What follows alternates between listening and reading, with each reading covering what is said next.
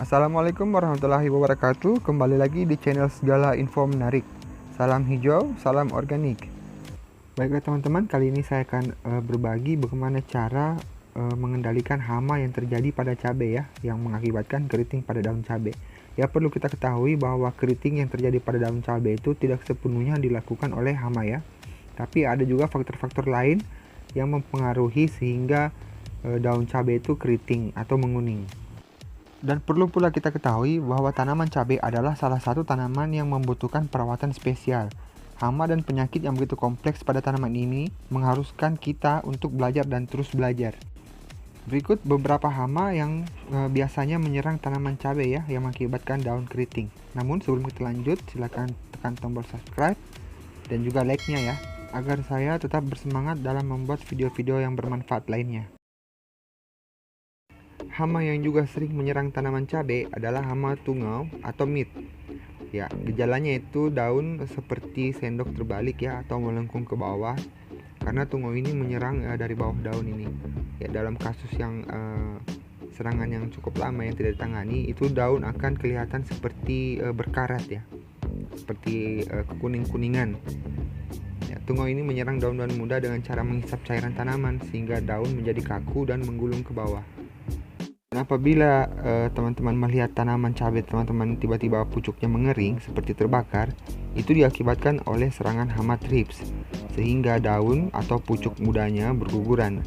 Hama ini menyerang tanaman dengan menghisap cairan permukaan daun ya, terutama daun muda atau pucuknya itu, yang menyebabkan daun muda atau pucuk itu atau tunas menggulung. Sisinya itu seperti hangus ya, karena klorofilnya telah dihisap oleh thrips.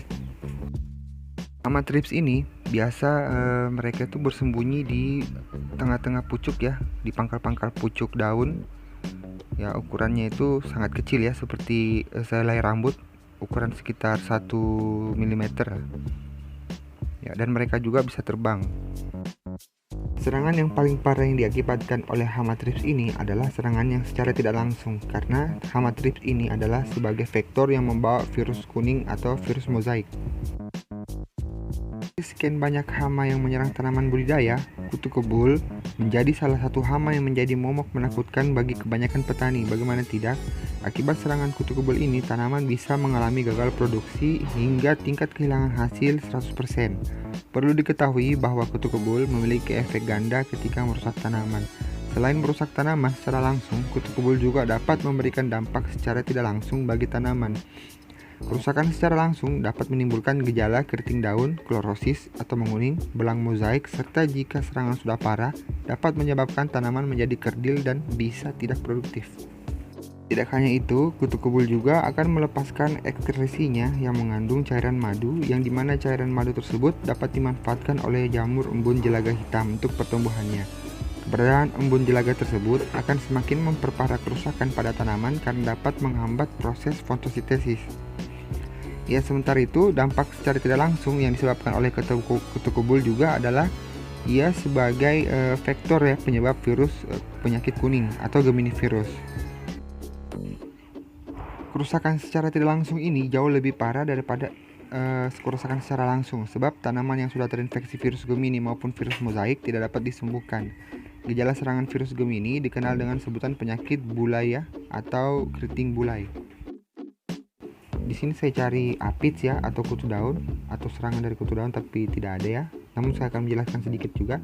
Ya, jadi aphids ini juga menyerang cabai ya, dimana aphids ini mempunyai ukuran yang lebih besar dibandingkan dengan hama yang lain. Karena ukuran yang lebih besar itu, dia tidak mudah berpindah dari satu daun ke daun yang lain. Tapi walaupun demikian, tetap ya, hama ini harus dibasmi untuk mencapai hasil yang lebih maksimal. Ya, hama ini juga bergerombol di batang cabai atau bersembunyi di bawah permukaan daun. Mereka itu menyebabkan kerusakan daun cabai dengan menghisap cairan yang ada pada batang dan daun. Gejala serangan aphids dapat dilihat dengan banyaknya semut yang bergerombol pada tanaman. Hal ini disebabkan oleh aphids yang mengeluarkan embun madu yang disukai semut.